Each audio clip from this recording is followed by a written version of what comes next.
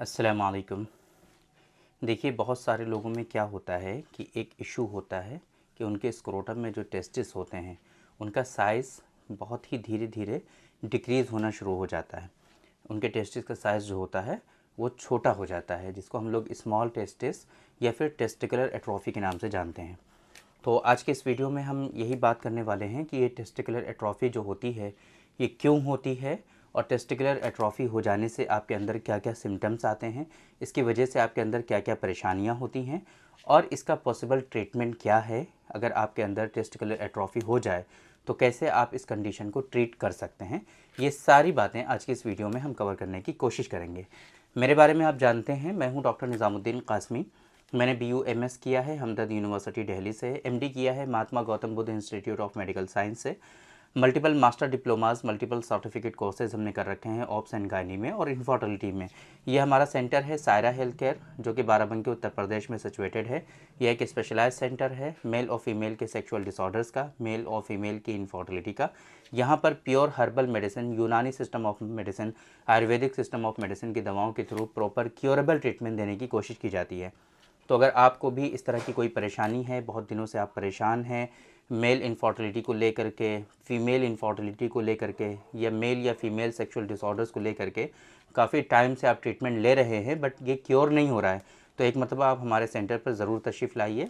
Saira health care Barabanki Uttar Pradesh में situated है। और अगर आप दूर हैं, नहीं आ सकते हैं, तो हमारी वेबसाइट है www.sairahealthcare.com। इस वेबसाइट पर विज़िट करके आप अपना अपॉइंटमेंट शेड्यूल कर सकते हैं और ऑनलाइन हमसे कंसल्ट कर सकते हैं। तो हम बात करते हैं टेस्टिकुलर एट्रोफी के बारे में कि ये बेसिकली कंडीशन क्या है। तो आपको पता है कि हमारे पेनिस के पीछे जो बैग होता है, जिसके अंदर, जिसको हम लोग स्क्रोटम कहते हैं, और उस स्क्रोटम में दो टेस्टिस होते हैं बेसिकली, है ना, जो गोलियां होती हैं, वो उनका एक साइज़ जो होता है नॉर्मल, वो इम्पॉर्टेंट होता है बहुत ज़्यादा।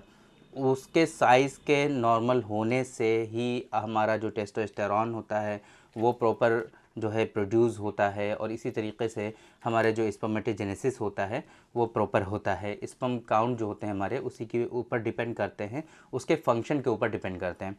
अगर टेस्टिस का साइज़ हमारा जो है वो श्रिंक हो जाता है, टेस्टिस का साइज़ अगर छोटा हो जाता है, तो उसके छोटे होने की वजह से हमारे अंदर ये जो टेस्टोस्टेरॉन का लेवल होता है वो भी most of the time decrease हो जाता है, और इसके अलावा हमारा जो स्पर्म काउंट होता है वो भी कम हो जाता है। स्पर्म काउंट अगर कम हो जाता है तो उसकी वजह से जाहिर सी बात है इनफर्टिलिटी होती है। तो इस तरह की परेशानियाँ इसकी वजह से होती हैं। इसके अलावा और बहुत सारे इश्यूज़ होते हैं। अगर आपका जो टेस्टिकुलर एट्रोफी है अगर हो जाए तो उसकी वजह से और बहुत सारे इश्यूज़ होते हैं। वो क्या क्या होते हैं, सिम्टम्स आप समझने की कोशिश करिए। कभी कभी क्या होता है, टेस्टिकुलर एट्रोफी जब हो जाती है तो वो जो टेस्टिस होते हैं वो काफ़ी छोटे फील होते हैं, टच करने पर काफ़ी सॉफ्ट हो जाते हैं, वो काफ़ी सॉफ्ट भी लगने लगते हैं और दबने भी लगते हैं। इसके अलावा उनमें कभी कभी दर्द भी होने लगता है, दर्द का एहसास होता है। कभी कभी छोटे होने की वजह से आपके अंदर जो है कॉन्फिडेंस की कमी आने लगती है, आपके अंदर जो है ये लगता है कि कहीं कोई बड़ी बीमारी तो नहीं हो गई है।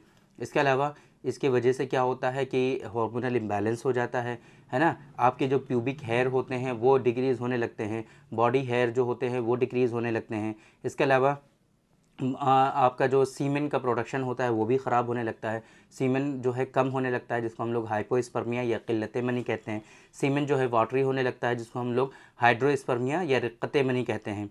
इस तरह की परेशानियाँ होती हैं। इसके अलावा उनके अंदर जो है स्पर्मेटोजेनेसिस में इश्यूज़ होने लगते हैं, स्पर्म काउंट उनका कम होने लगता है, या बहुत सारे लोगों में स्पर्म काउंट जो होता है बिल्कुल ज़ीरो हो जाता है, यानी कि एजोस्पर्मिया हो जाता है। तो इस तरह के इश्यूज़ टेस्टिकुलर एट्रोफी की वजह से होते हैं।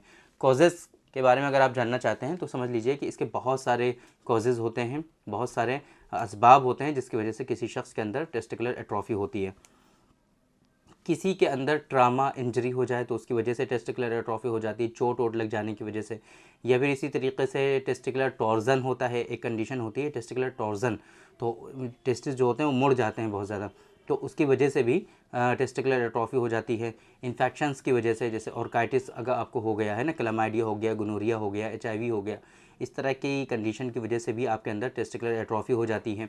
इसके अलावा आपके अंदर हार्मोनल इम्बैलेंस है ना, जो जर्म सेल लीडिंग सेल्स होते हैं, ये सब अगर इनकी कमी हो जाती है तो उसकी वजह से भी कहीं ना कहीं टेस्टिकुलर एट्रोफी हो जाती है।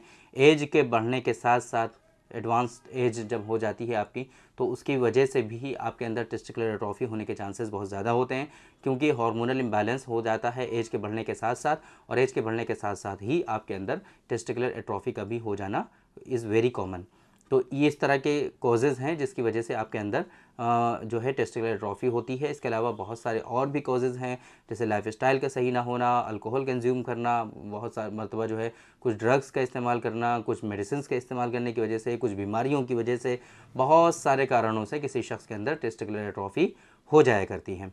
अब अगर टेस्टिकुलर एट्रोफी हो गई है, इस तरह की परेशानियां आपको हो रही हैं, तो इसका ट्रीटमेंट के ऑप्शंस की अगर हम बात करें तो मॉडर्न साइंस में कुछ थेरेपीज़ वगैरह हैं जिसके थ्रू टेस्टिकुलर साइज़ को इंक्रीज़ करने की कोशिश की जाती है, बट नॉट वो कोई इतना ज़्यादा सक्सेसफुल नहीं है।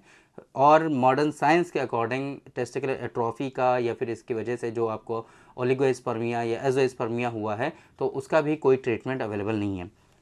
बट हमें लाख लाख शुक्र अदा करना चाहिए उस ज़ात का कि जिसने हमें यूनानी सिस्टम ऑफ मेडिसिन की सौगात दी, कि जिसके नतीजे में अल्हम्दुलिल्लाह हम लोग ओलिगोस्पर्मिया को भी ट्रीट कर पा रहे हैं, एजोस्पर्मिया को भी ट्रीट कर पा रहे हैं, और इवन टेस्टिकुलर एट्रोफी को ट्रीट कर पा रहे हैं। ये जो आपके टेस्टिस का साइज़ छोटा हुआ है, इस टेस्टिस के साइज़ को इंक्रीज़ करने के लिए भी हमारे पास अल्हम्दुलिल्लाह यूनानी सिस्टम ऑफ मेडिसिन के कॉन्सेप्ट पर बेस्ड जो ट्रीटमेंट हम देते हैं, उसके बिहाफ पर बहुत सारे पेशेंट में बहुत अच्छा सक्सेस रेट है इसका। मोर देन 95% पीपल में टेस्टिकल्स का जो साइज़ होता है वो इंक्रीज़ हो जाता है। तो अगर आपको इस तरह की कोई परेशानी है तो एक मरतबा आप हमसे कंसल्ट ज़रूर करिए। आप हमारे सेंटर पर तशरीफ़ लाइए या ऑनलाइन कंसल्ट करिए, अपने रिपोर्ट्स के साथ हमसे डिस्कस करिए, तो हम देखेंगे कि कितना कम हुआ है टेस्टिस का साइज़, उसके पीछे के कारण क्या हैं, किस वजह से हो रहा है, वो सारी चीज़ें सिम्टम्स से हमें पता चल जाती हैं। इसके बाद हम आपको जो प्रॉपर ट्रीटमेंट देंगे आप उसको करिए। 5 to 6 months, 7 to 8 month, maximum 7 to 8 months इतना टाइम लगता है, और आपके टेस्टिस का जो साइज़ होता है वो फिर से नॉर्मल हो जाता है, उसमें ग्रोथ हो जाती है।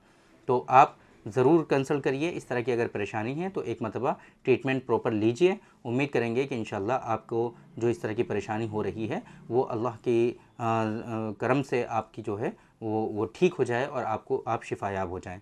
तो उम्मीद करते हैं कि आज की इस वीडियो में जो इन्फॉर्मेशन हमने आप लोगों को डिलीवर करने की कोशिश की है वो आप लोगों को ज़रूर समझ में आई होगी, और आज की इस वीडियो से आप लोगों को ज़रूर फ़ायदा हुआ होगा। तो थैंक यू वेरी मच, बहुत बहुत शुक्रिया आपका। आज की इस वीडियो में इतना ही। इंशाअल्लाह कल फिर मुलाकात होगी आपसे एक दूसरी वीडियो में, हम डिस्कस करेंगे आपसे एक दूसरे टॉपिक पर। तब तक के लिए आप हमें इजाज़त दीजिए। अस्सलामु अलैकुम।